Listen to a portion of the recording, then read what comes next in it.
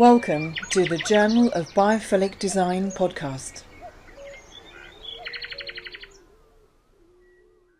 Many thanks for joining us on the Journal of Biophilic Design podcast today. We are joined by two quite amazing people. Tim Daniels, who is co-founder of Portal, which brings the transformative power of the natural world back into modern life, helping you to reimagine how you work, rest and sleep through these beautiful and high definition motion visuals and spatial audio. It really is actually a portal into nature. Portal's been featured in Forbes, Independent, Vogue, GQ, and loads more. And we're also joined by Dr Alex Smalley. He's based at the University of Exeter's European Centre for Environment and Human Health. He holds a PhD in environmental psychology and since 2017 has been investigating the cognitive and emotional impacts of virtual encounters with the natural world. And more recently, he's also partnered with the BBC Natural History Unit and Audible to create The Healing Power of Nature, which is an immersive 8-part audio series. So I encourage you to check that out too. So, well, first of all, thanks for joining me today, both of you. Great to be here. Thanks for having us on. Biophilic design encourages greater connection to the natural world and especially in our built environment. I really, Tim, when we spoke before and I've been sent the link and the trial for Portal, I really love this concept. Before we go anywhere else, could you maybe kind of in to the audio listeners, and also obviously we're on YouTube as well, but can you tell us, Tim, a little bit about what Portal is, please?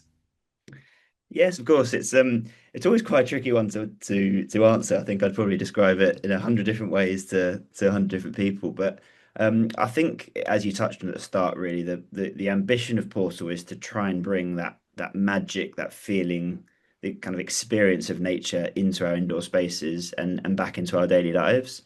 And so I guess where we've started on that is by starting with digital. And so what the products you see from Portal at the moment are apps that exist on the Apple app stores, so on iPhone, on iPad, on Mac. But what they're trying to do is just bring that experience of nature and allow people to use that for health benefits. So it's very much grounded in health. And by that's from kind of we talk about wake up to wind down. So whether that's helping to provide a more like inspiring and energizing wake up to the start of the day, whether it's helping with focus and concentration in workday tasks, using nature to inspire creativity in that same workspace environment, through to stress relief, anxiety relief, kind of all the way through to then winding down to sleep. So I think it's hard to describe because in a sense you're trying to describe the value we get from nature and what we all kind of go into nature for to experience and enjoy. And so it's this real kind of broad spectrum of use cases that we hear back from our customers. But ultimately it's I suppose health tech is probably the kind of the category in a sense that you might put us in.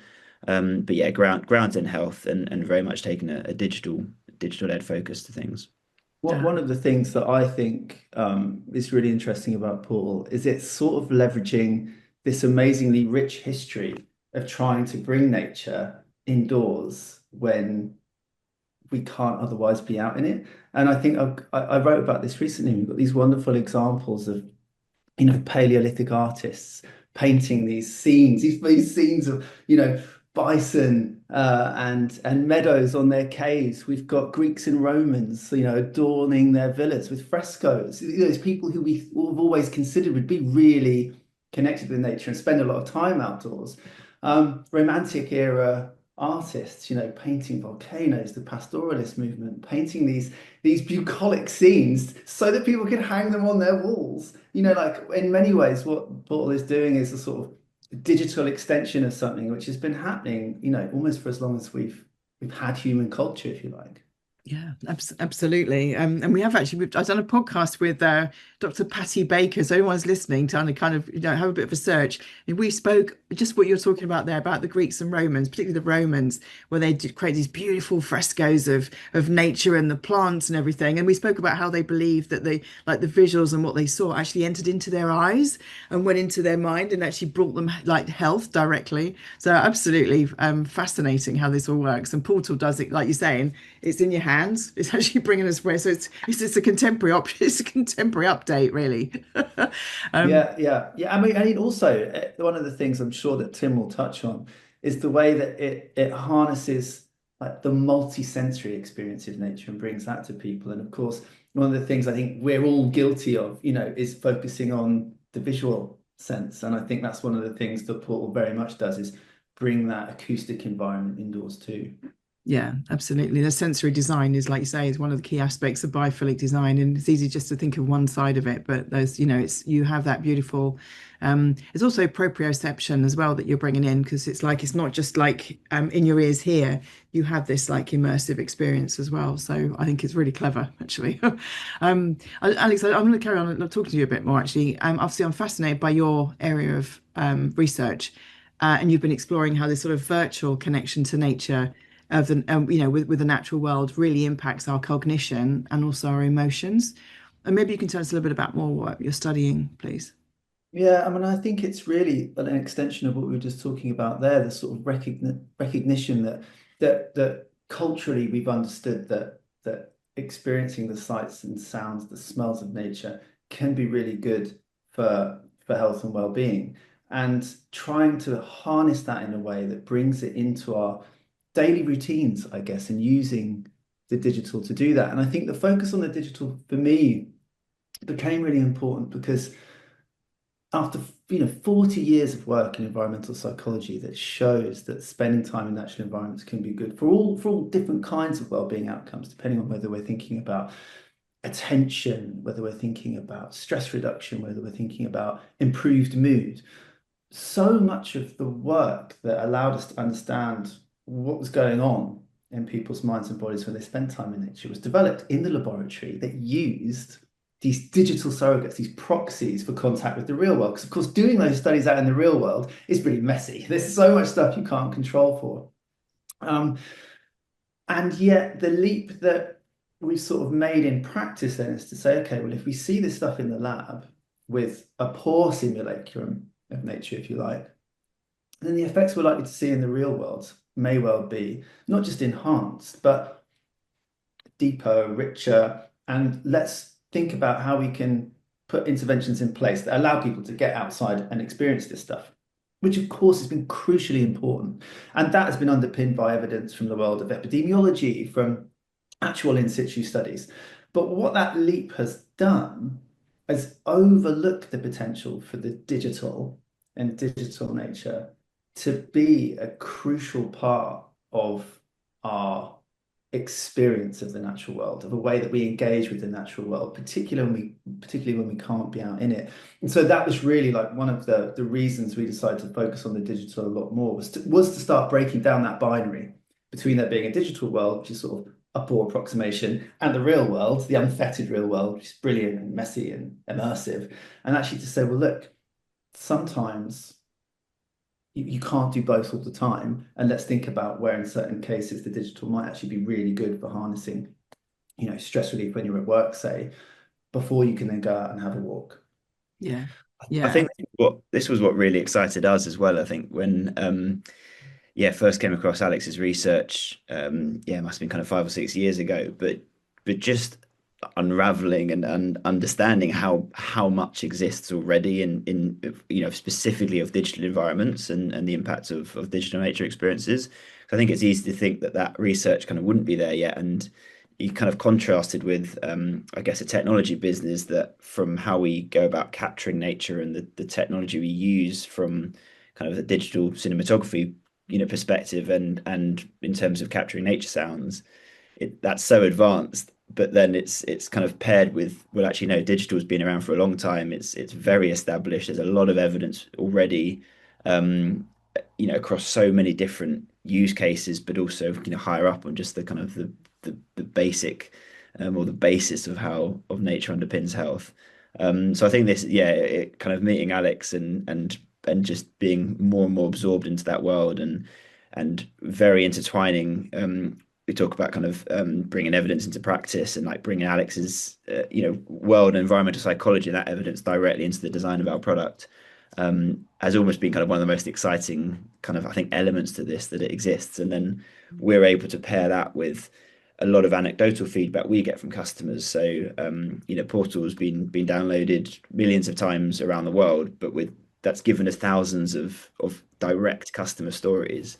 And I find the customer stories are the ones which, I mean, they blow our mind, to be honest, in it, and it kind of sends shivers down our kind of spines when we think of some of them. And the kind of ones coming to mind of uh, a lady who used Portal for childbirth, and because nature for her that was her calming and kind of relaxing, I suppose go to. But in a normal delivery suite, or even if you're giving birth at home, that you're just not going to be able to have that experience with nature. So that was her kind of primarily use for it. But then it also enabled her baby daughter. The first sounds her baby heard was nature, and that's you can't possibly ever like imagine or expect or think that experience up. And it was it's just unbelievable. And I think that's the other element of this is like the anecdotal side that we hear from those stories, and then pairing that also with a lot of evidence.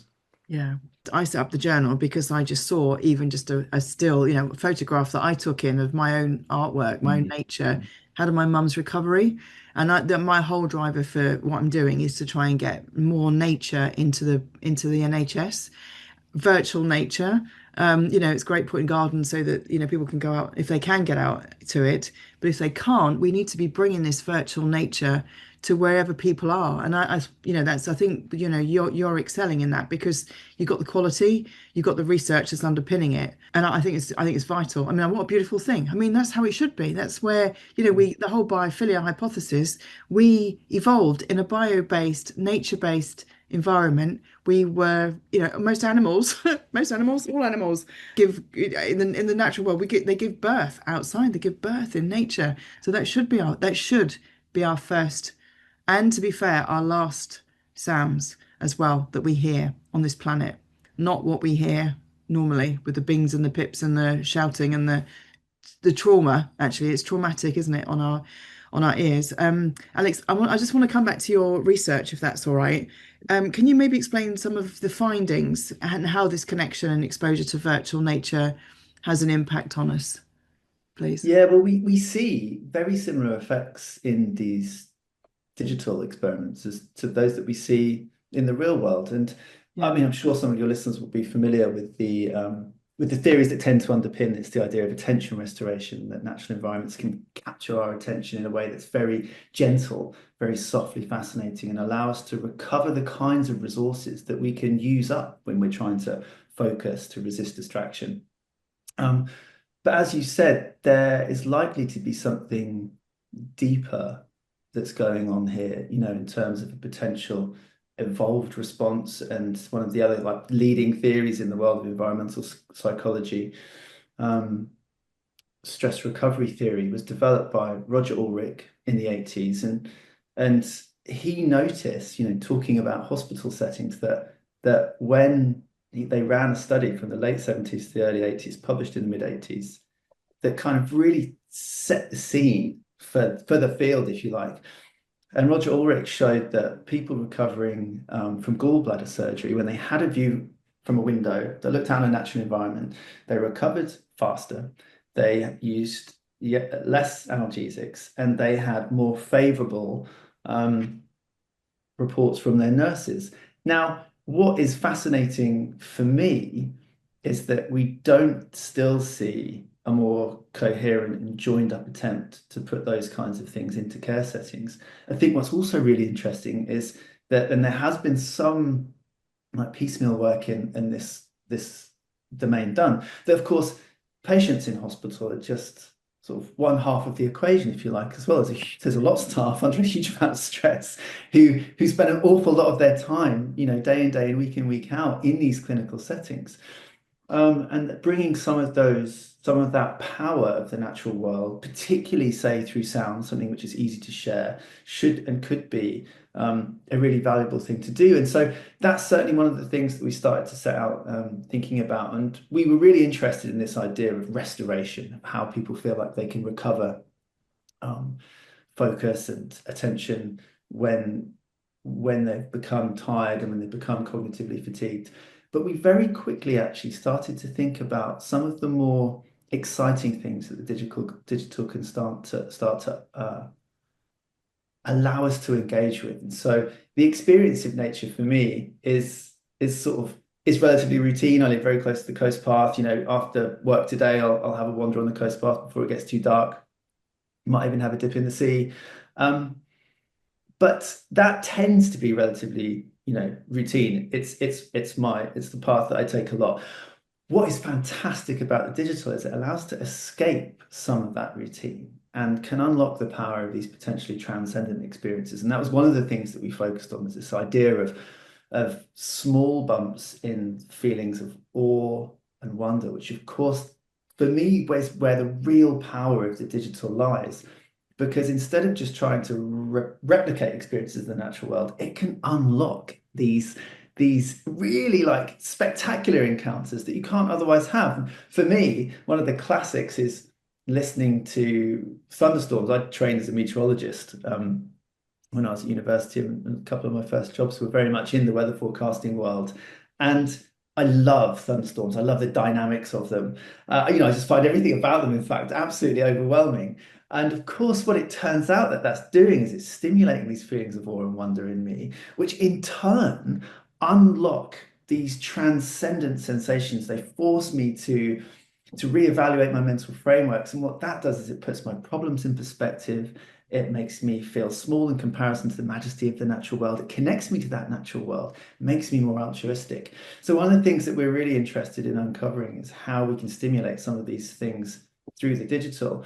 And for me, this is like, we talked about the symbiosis earlier. For me, this is where, the sort of, to reflect back on what it was like for me and my colleagues finding Portal, because we've been working in this space for a long time, as have others, in the field since the 80s. And yet all of a sudden sort of came along these guys who got it and were just putting this evidence into practice sort of quietly, getting on with it. And I remember we published a study on awe and wonder a couple of years ago. And I remember talking about the pre-publication analysis to Tim and Nick and the guys at Portal. And 6 weeks later, they'd flown to Iceland and filmed Icelandic volcanoes erupting from these just insane angles with incredible 8K visuals, ambisonic sound. And it was exactly what we've been talking about. And here it was, this way to unlock awe through your computer screen. I couldn't believe it. I love that. I can just imagine them doing that. It's like, yeah, great. I think, the sort of 14 patterns, obviously now that the 15th pattern, the terrapin bright green, talk about them. The people listening to this will know about these things, but that's awe. And there's that feeling of like the jaw dropping moment that releases all this dopamine that we need in our bodies. I think it's absolutely wonderful. I mean, you sort of actually mentioned altruism there. Actually, the thing that I did actually was that small bumps of awe. I'm going to take that and actually just make that as a thing. You just give us little small bumps of awe. But I think also what's important about that, and Tim and I actually talked about this yesterday, is that one of the things that we certainly focused on again early on in our work was this sort of idea of a boom and bust cycle in cognitive functioning. So we tend to work on a model that suggests that people, try and exercise focus, they try and resist distraction, and their ability to do that slowly depletes, and then they get to a point where they can't do it anymore. They become irritable, they can't work anymore. The same with stress, that people don't, sort of struggle with a low level of stress, which increases and increases and increases until they suddenly need to get away from it and recover. And actually, I think what we're finding, and again, Tim will have some anecdotal evidence and comments on this, is that actually what people are able to do with Portal, because it surrounds them with the cues and clues of nature throughout their working day or their morning routine or their wind down routine in the evenings, is is move away from that sort of big, deep V-shaped curve of mental depletion and then recovery to actually increase their resilience, to use Portal as a buffer so that those mental resources are constantly being topped up. And again, we think that's where awe probably comes into this, because it can provide a sort of a buffer and a store of resilience, which means that you don't suffer such extreme dips. And I think that can only be good for performance. Yeah, absolutely. They're always a bit like chocolate then. Yeah, yeah, and red wine. Oh yeah, oh yeah, and red wine. Yeah. Double whammy. Tim, I just want to talk to you a bit about, Alice actually mentioned the altruistic kind of feeling actually that we all get this, but I know that you set the portal up because I mean, your brother had an experience. I don't know, would you mind sharing a little bit about, be a bit about the backstory so people kind of understand where you're coming from, really? Yeah, I think that's it. I think Portugal's always been yeah, always been so deeply grounded in purpose and the mission. And I think our mission is as from day one has been around inspiring the world to reconnect with nature.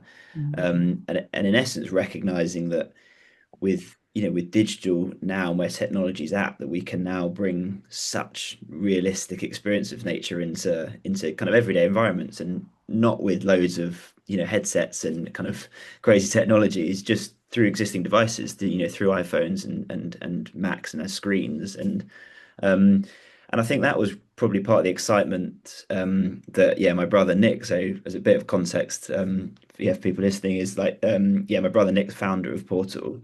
And but for him it was I mean it kind of the spark I suppose came when he was away, when he'd escaped into nature. But what was before that was a real struggle around deep stress, burnout, that left him with depression and struggling on that side of things. But he always knew deep down there was this, again, this kind of almost innate desire just to escape, just to get away. And I think he kind of always knew that that needs to be out into the natural world for a decent period of time. Um, and for him, I suppose, where the stars aligned initially was, he went. It was in the end an extended honeymoon that he took time off with his wife, and they were able to go traveling, and kind of went through Japan, and I think was really kind of amazed with the culture there and how their approach to nature, and the Zen gardens and those kind of experiences. But then eventually went to Australia, and it was in New Zealand, um, where then they were camping for 5 or 6 weeks. I think, in truth, expecting that to almost be the worst sleep, certainly, of what they were going to get. But what amazed him was, I mean, was first of all was just total physical and mental transformation. Just felt totally different being in this beautiful natural environment for a period of time.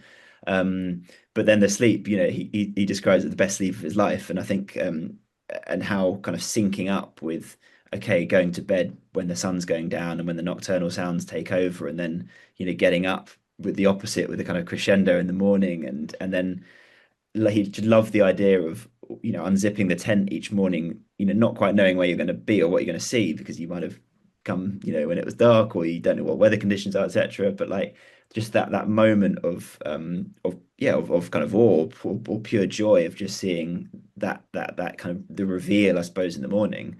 And so I think from that there were two ideas. There's one was, right, there's something here that's incredible for sleep. And it was contrasted with flying home on a cramped economy seat on the way home, couldn't sleep.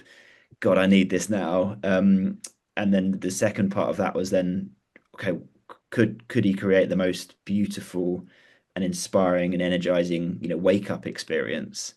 And so these kind of two ideas, I suppose, of the wake up and sleep. But all of it was just the question is like, right, how can we capture nature in the most true to life way, bring that magic, bring that feeling, bring that experience into our daily lives. And that was the kind of the real spark of where Portal came from. And then on that journey really is then, almost just introduced us to different use cases along the way, and testing out the nature sounds that have been captured. Hold on, I'm like, focusing really well here, was like a realization. Okay, well then do a bit more research and realize, yeah, there's plenty of evidence and plenty of examples of of business already, of just on the nature sounds element or white noise element to help on focus side of things. But then obviously you take that further and you have the depth of experience that kind of pure nature can provide, and I guess what we're trying to bring in. Then you come across the research, that Alex is leading, and the wealth of knowledge in those areas, and it all kind of starts, fitting together. But I think for us, it's definitely this full kind of loop of harnessing digital experiences of nature, make them as effortless and seamless as possible. So it's not something you're actively having to kind of do or learn, or adopt new habits. It's something that is, it's ambient, it's background. It should be seamless to Yeah. to kind of enter that experience and transform your environment. So that's what we're aspiring to get to. But by grounding it in health and by grounding it in solving individual health problems, helping to increase that valuation of nature with the individual, but then ultimately, helping to reconnect the individual with the natural world. But of course, then, scaling that the beautiful benefit of digital, of being something that can scale, incredibly quickly. The Apple devices exist. That's where we're at the moment. But obviously, we'd love to go beyond just Apple. But then, but it can be deeply personalized. And I think a whole nother area of discussion is almost just kind of content with Portal. We've got around 120 or so different environments or portals on there at the moment. But saying again with Alex kind of yesterday that nature's just this infinite canvas. You could have 1,000 of just one place, of different times of day, different weather conditions, different time of year, Yeah. different, it's just so many different experiences. And so in a sense, like we'd love to get to this point where you're just kind of you're capturing the world, and there's so many different experiences that people can draw on. Because it's deeply personal. We all have different memories, we have different childhood experiences which connect us to different places. Some people love the sound of water, some people that kind of makes them a bit anxious. Yeah. And so I think, there's that, there's the, as you say, the kind of the altruistic element of just the deep down wanting this to help to reconnect people with nature. And I think, belief in the world where we're at the moment is that we've become very disconnected from nature in the way that we're living kind of indoor lives, and the way that increasing kind of urban lives, and those kind of major trends.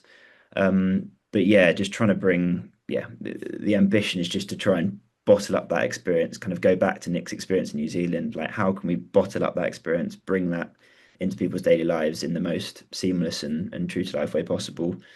Because that's how it works. That's what the evidence says, that works, and the story said that works. So really exciting. Yeah, absolutely. And I mean, sort of you make the point as well, of course. I mean that, you know, we are so disconnected from nature, but we do have our phones with us all the time. We're looking at the screen all the time. We have the telly on all the time. So being able to just have prompts or whatever it is to remind us to actually go, look, I can just connect to nature if I need to. Or Dr. Harriet Short did a piece for us about how people retreat to toilets a Hmm. lot. Hmm. When they're stressed, it's a thing. It's a thing. She's Yeah. done a lot of study on it, and I mean, we all do, don't we? We kind of go, I just got to get out of here. And if you can't get out the building because your boss is looking, you go to the toilet, you go to the loo, and you shut yourself in the loo, and you put your head on the wall. Or is that just me? I don't know. um, I think one thing you did mention there, though, of around, I think it's the challenge of and rightly so, the kind of reputation that digital can have from this, the attention economy, and how there's always this, obviously particularly more skewed towards things like social media and those elements, that is just this constant fight for attention, and that being, having very negative impacts. And I think, we see Portal as really the opposite of that. There's the move from attention to ambience, to something that's background, that's peripheral, that would otherwise be a TV that's turned off, that's not adding any value, but actually then suddenly now that can add value from a health basis yeah, I have and to say, I transform the just have to environment. just butt in there. Actually, the portal visuals and the audio is very, very beautiful. they're very honestly, you are transformed. To use Alex, this Oh, thank you. transformative Yeah. power. I mean, seriously, they are amazing. Sorry, I completely butted in there, but I was just like, I've just had to sort of add to that. It was, yeah, absolutely. Sorry, carry on. No, I mean, thank you. And I think again, it's part of the excitement. Portal. We first released Portal on iPhone, and I think by nature was probably the sounds in a sense were the most important part of that experience, because by putting headphones on, and the technology we use around spatial audio and even head tracks spatial audio on certain headphones, where that's you can close your eyes and it's a genuine recreation of being outdoors, in terms of when you look towards certain sounds and how that adapts in within your headphones. um, and so I think the iPhone experience, the visuals were there, but they've never quite like been championed in the same way, and they haven't had the kind of the opportunity, I suppose, to shine. But then as we've almost then moved onto iPad, onto Mac, and then in the future onto Apple TV, which we're just kind of in the beta stage at the moment. um, yeah, you start to see these visuals, but it's always, yeah, like Nick leads all our kind of creative direction and the filmmaking side of things, and he's always 4 steps ahead, and capturing. I think all our new footage is 8K. Some of it's even more kind of 10K, I think, plus. Um, but building for the future of where this, where Yeah, TVs and where the quality ultimately is heading towards. yeah.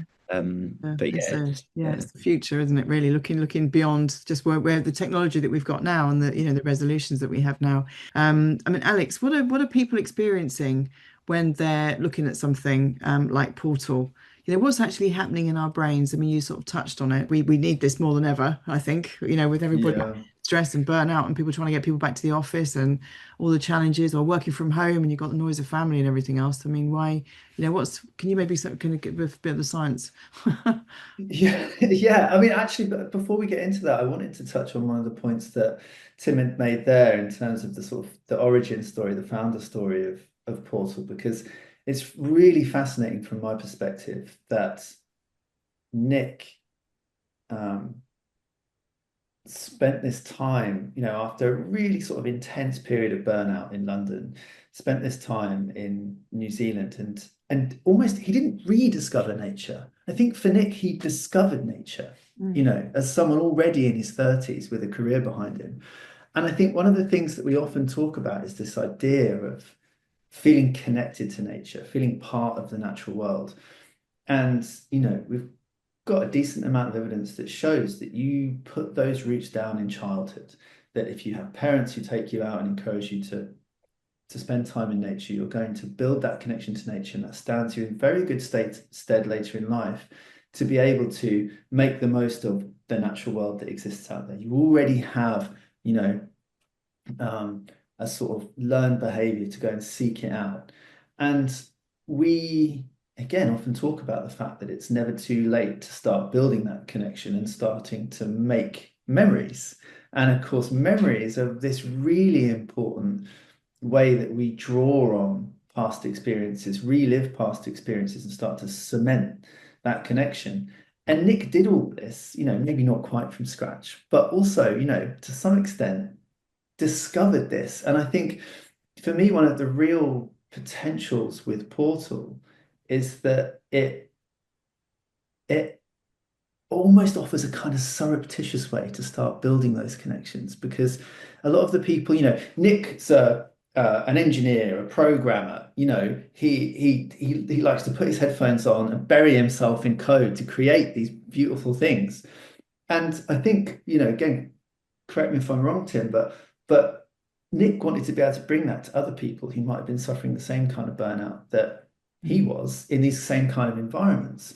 And I think, like, from a lot of the customer feedback, what we're finding is that people are coming to Portal from a productivity perspective. They want to find out this kind of, they want to find the next tool that's going to really help them zone in, to maintain their focus, to find a state of flow.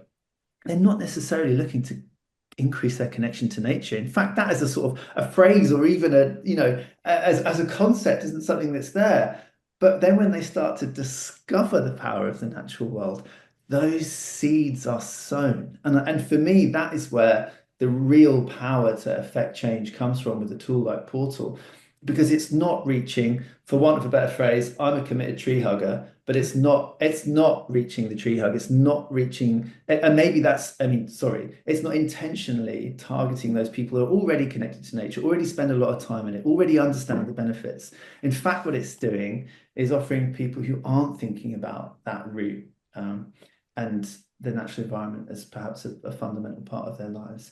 And then when they get there, to answer your original question, what happens is that we start to, leverage these incredible effects, like small increases in positive emotion that can start to kick in this kind of cascade of parasympathetic activity, and then that then leads and leans on the kind of some of these evolved responses which allow us to recover from stress when we spend time, with the cues of nature.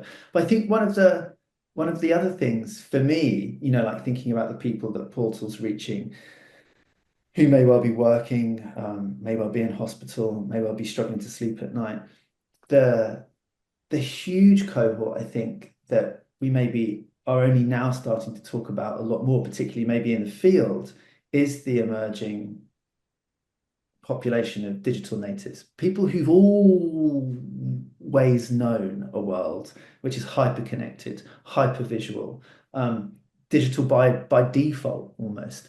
And this population of people, it's very likely that a lot of their experiences with the natural world may well be digital first. They might be watching their friends take photos of sunset on Instagram. They might be watching YouTube videos, that are tagged with natural relaxation. I've got this wonderful stat, again, because I'm writing about it at the moment, that 10 million people tuned into the first episode of Planet Earth 3 last year. That's the same number of people who visit the Peak District in a year. Now, of course, those experiences are completely different, but we kind of denigrate, or in many cases, just simply overlook that digital experience at our peril, because lots of people are choosing to engage with this stuff for well-being games, but lots of people are engaging with it without even thinking about the impact it might be having on their psychology.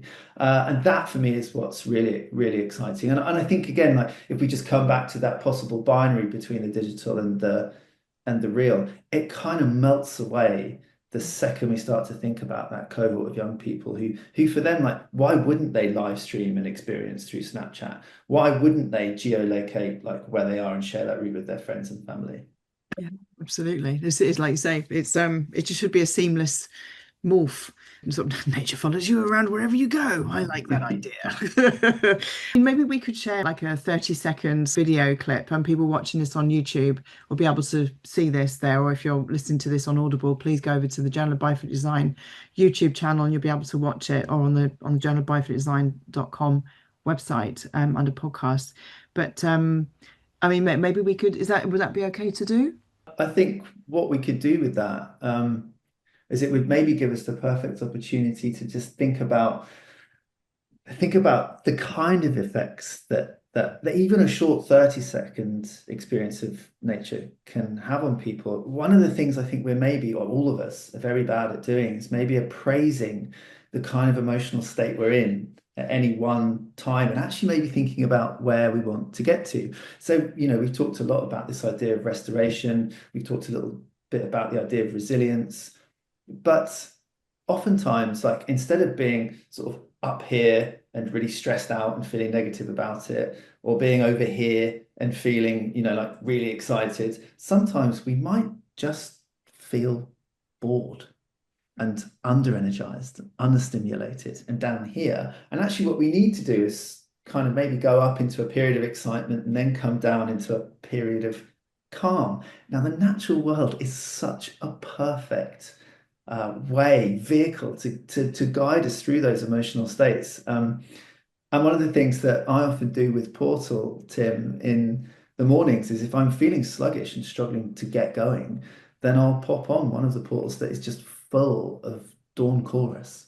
There's a bluebell woodland that maybe we could show that, and for some users, like our customers, viewers, that if you're, depending where you are in your sort of emotional state right now, and if you have a chance to think of that or think about that before you listen to that, you might find that if you're kind of really stressed out and full of energy, but it's negative energy, this helps to bring you down to a calmer feeling.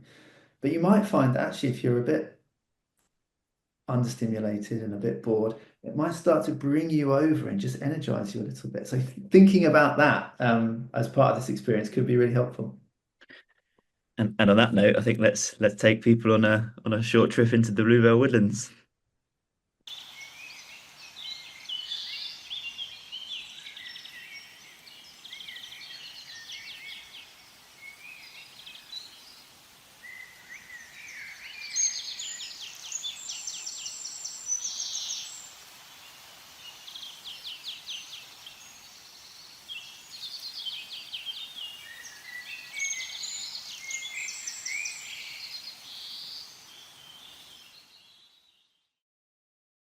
Wow, that was beautiful.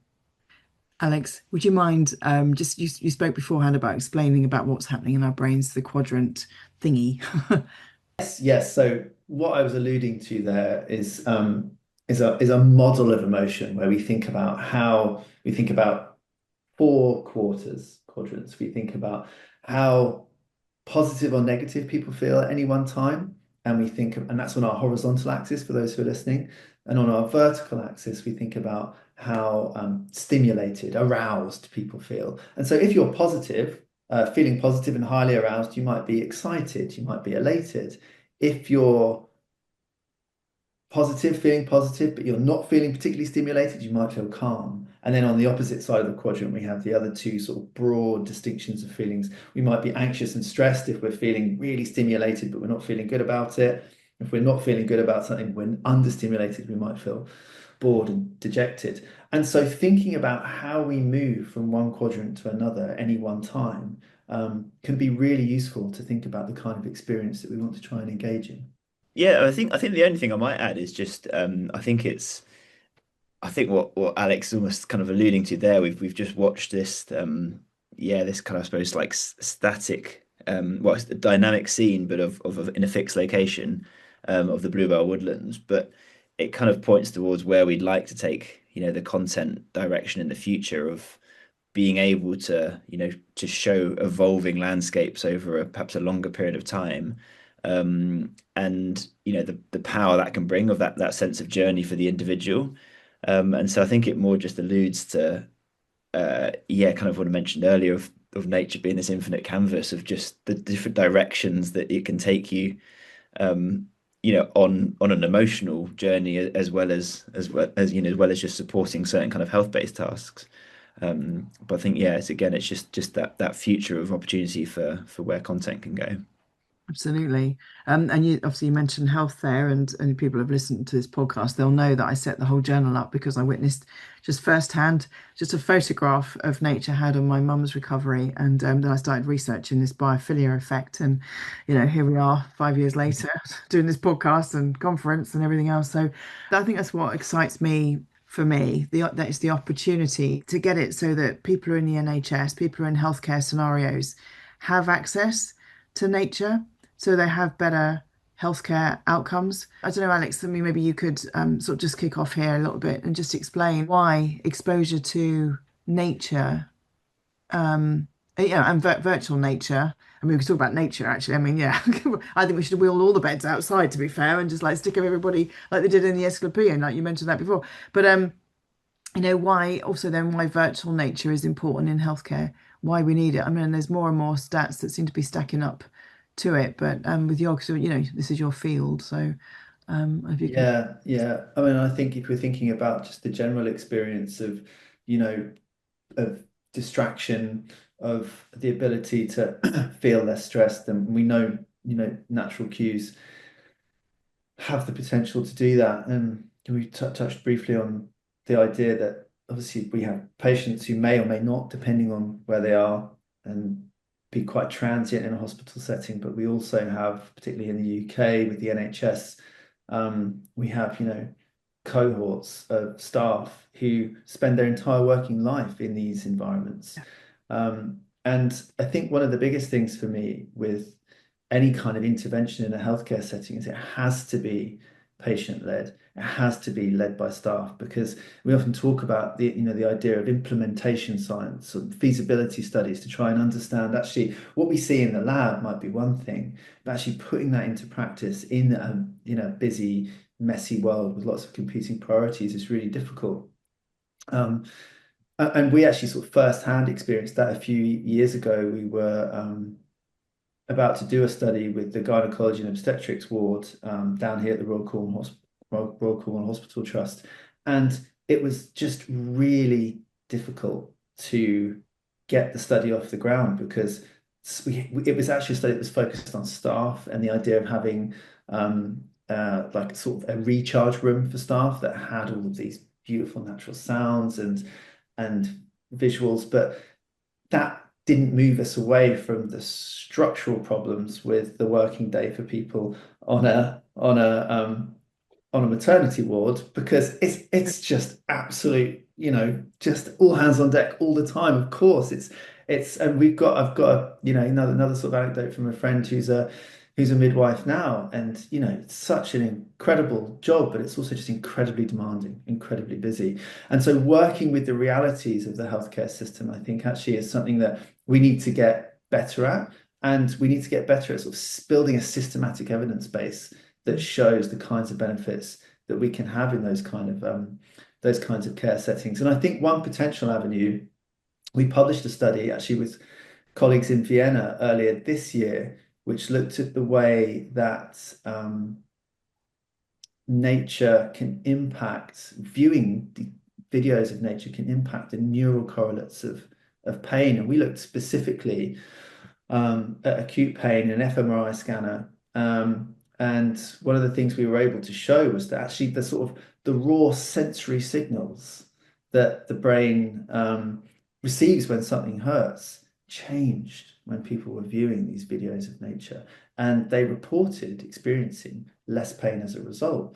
I've got a colleague at Exeter, Dr. Sam Hughes, who's doing very similar work, again in fMRI scanners, but this time looking at chronic pain and how experiences of nature might be able to offer an alternative to pharmaceutical management of chronic pain. So I think when it comes to, healthcare interventions, there's lots of opportunity, and putting it into practice is one of the really tough things.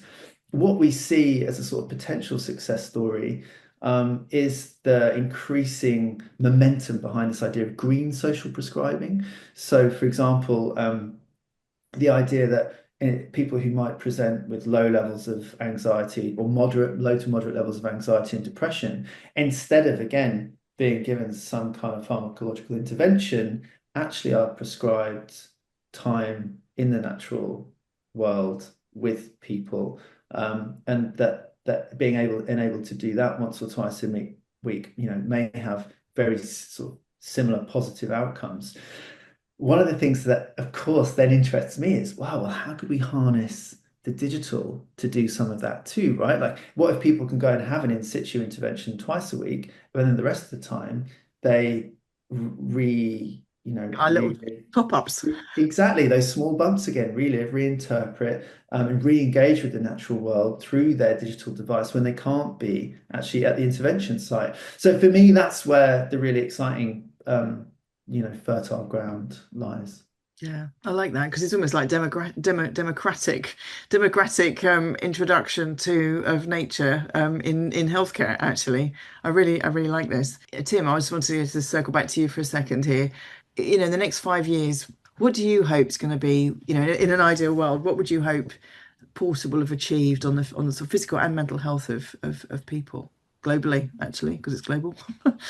Yeah, I think it's I think I'd probably come back to the mission again around this deep desire to help to reconnect people with nature. And I think the scale behind that is isn't insignificant in the way that, in a sense, whether that's a small number of people or a huge number of people is of course progress in a positive direction. But I think there's there's the potential, and not just talking about Portal here, but the kind of the philosophies of what we're talking about, and digital experiences, and building those into our daily lives in a seamless way and an effortless way, and kind of bringing nature back into our lives in essence. But I think the potential of what that can achieve in terms of reconnecting, people with nature, and the impact that can start to have on, addressing major crises of helping mental, you mentioned mental health, and the kind of the crises are in there, but also into, into climate change, into biodiversity loss, and our approach to addressing those crises of what, in our belief is underpinned by nature connection. And I think, and Nick particularly has gone a lot deeper into this, kind of further and further into a lot of the kind of philosophies as well, but behind just how much almost nature underpins everything, and our connection with nature kind of underpins everything. And you do see just the incredible impact that a world connected with nature, could have. And I think when you look to that future ahead, you know, you're seeing a world that feels happier, that's healthier, that's, much more collaborative, and community based. And I think a lot of these, I guess, the values and the visions of where that world can be has almost always been built kind of into our business as well. Like, Portal's been bootstrapped from day one, which essentially means kind of reinvesting our revenues back into the business. We haven't taken on external investment, and that was driven really by a desire to kind of have control of our destiny. And I think these kind of, we're 7 years into this, but it's still this kind of scrappy stage in a sense of, trying to uncover what the barriers are for, Portal and this kind of wider movement, I suppose, to progress forward. Is it people understanding the kind of the evidence base, because that exists? Is it just getting the experience in front of people? Because again, we're kind of showing that exists. Is it surfacing more of kind of customer stories that people relate to? And so I think, for me, a big purpose of things like today and the podcast is to try and further that and understand more about what it is that needs to happen to help this kind of breakthrough and reach more people. Um, but I think in terms of when you ask about the vision for 5 years, I think absolutely. I think you can see how, I mean, healthcare is, yeah, I mean, similar. Like, I think so close to my heart, where you just feel, you can just see the impact it can have. You hear from stories from customers, from what you've described as well. And you can just, yeah, you can just see how, whether it's based on recovery times or helping on from the mental health side of things, but yeah, physical and mental benefits. But I think outside of healthcare, you think of kind of education, how much, I've got two young kids, and even the question it asks, I mean, it's probably a little bit going to contradict myself, because when you suddenly pop it up on the TV, they're like, oh, what's that? They're kind of drawn to it. Whereas the experience we're wanting is this ambient experience where you're not seeking the attention, but as soon as it's settled in there, then they're settling down to things. But what that's done is it's opened up these conversations around, Alex mentioned the volcanoes we filmed in Iceland. And so my 4-year-old is asking all about volcanic eruptions and what happens, and what's, are you safe where you are, and Yeah. how does the lava flow in this direction, and what happens X, Y, and Z. And it just sparks loads of amazing conversations, which is what happens when you go for a walk in nature, with him as an example, or with anyone.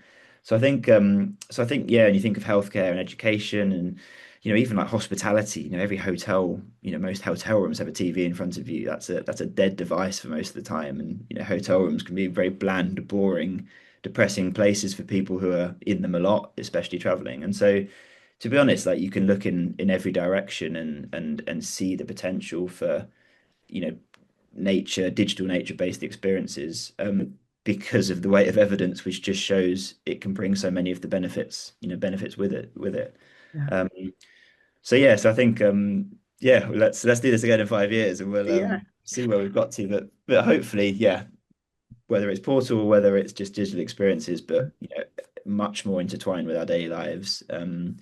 Yeah. and hopefully, yeah, making a lot of progress on a world that's connecting back to nature. That's beautiful, and I really hope you do get it into those hotel rooms because I hate it because I don't have telly at home, so I haven't had telly for for about 15 years, and I hate it. I can never turn the blasted things on off when I get in there. You Yeah, know when they have this like oh yeah, yeah, welcome, yeah, welcome Dr. Champion, you're here, like oh great. yeah. How do I turn the blasted thing off? If it had been, if it's like it's a lovely backing with Portal, with lovely nature sounds, I'd be like, no, that'd be on 24/7. God, yeah. Alex, can I ask you, this is like your life's work. You're so passionate about how we create how we create spaces and places better for people to have this more direct connection to nature. What do you hope will be like the outcome of your research? This all the work that you're doing. Yeah, I think maybe a lot like Tim, I hope we're able to evidence in a very sort of compelling and effective way, not just to policymakers, to content providers, to people who are thinking about already making content in this space, that there's the potential to really, leverage those experiences for well-being gains, to help people, not just deal with their own, stresses and strains in daily life, but also to connect them to a natural world in a way that can help them give back and hopefully also, catalyze those kinds of experiences that we know are really important for building a connection to nature in the real world, and seeking those out and protecting those environments. Yeah, so I also hope that in many ways what we're able to do is move beyond. We've mentioned this binary a couple of times. We see exactly the same thing in the urban natural divide, and actually those binaries are not only are they like quite harmful, they're also just completely false. And I think when it comes to the digital and the natural, I think that's a blurring of boundaries, which opens up a lot of opportunities for us to enrich people's experience with nature. Oh, that's lovely. I think the work that both of you are doing is wonderful, really, and that's why I was really keen to share what you're doing to the audience here because everyone is trying to do the right thing. People are connected in so many different ways, whether they're schools or the NHS or they've got their own personal kind of um, journey with nature. So just being able to let them know that there's this, portal exists and the research you're doing exists, I think is so bless you guys for doing what you do. Yes. Anyway, so is there anything else you want to add at all before I ask you the final question? No, I think just, I mean, yeah, I think thank you for the opportunity to be here and talk about it. I think just really, I feel especially, I guess like connected, I guess, with the architecture and design, audience and the biophilic design because it feels like what Portal's doing is the kind of yeah the you've got the physical world, but you've got the digital, the digital side and the digital kind of era, I suppose, that we're perhaps moving into that yeah, feels like can help to really facilitate and help to keep biophilic design on when and I think connecting with people on an individual basis and trying to win the hearts and minds onto that wider movement which we're all part of. So I think just amazing to be for the opportunity to be here I think is and hopefully move things in the right direction. Fantastic. And the only thing I haven't actually mentioned is what's the website? What's the URL? How do people Yep. find you? Or what do they do? Is it App Store? What do they do? What do Yes, so Portal's available on the App Store on iPhone, iPad, and Mac at the moment. So you just type Portal into the search bar there, or our website is portal.app, app. Or if you just Google Portal app, you should be able to find your way there. And then yeah, we're trying to get a lot more of this kind of conversation, and we've got so many thoughts, stories, angles on things that we're just Well, I'm wanting going to to share. invite you guys as well, though. I have the journal, so please write for us. Tell us, share us your case studies. Let's have some real world examples, seriously. And I really hope you got presents at the. Well, I'm going to just drag you along to the Biophilic Design Conference. Got, Doc, got, people, got my yeah, ticket. yeah, yeah. Yeah. But yeah, well, we can chat about that afterwards. But it would be really nice to maybe present some of the research at the conference as well. So Alex, I might be calling on you, seeing if you're date in your diary, 17th of November this year, 2022. If 2020, no, that's not 20. What year is it? 2025. I know what I'm doing. Oh dear.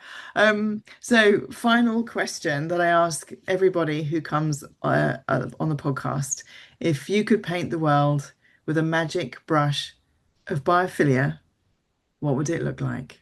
I just feel it's the basis of what nature's about and trying to evoke. And I think, it underpins health, it underpins, happiness, the sense of ecosystems, all about, community and working together, and an interconnection of so many different things. So I think I guess just see a future that's happy, that's healthy, and that's a world that we're all thriving in a collective base. Lovely, and Alex. If I could paint the world with a magic brush of biophilia, I'd paint it wild and unkempt. I'd have, oak saplings emerging from big knots of brambles. I'm obsessed with this idea of a sort of ecological aesthetic that rather than thinking about which has very much come out of the rewilding movement, but rather than the sort of patchwork of fields that we're used to, which actually in many cases are completely ecologically dead. Yeah, I love the idea of a wild and rewilded biophilic sort of aesthetic that we aspire to, that is healthy, functioning, yeah, and resilient. Thank you for listening to the Journal of Biophilic Design podcast.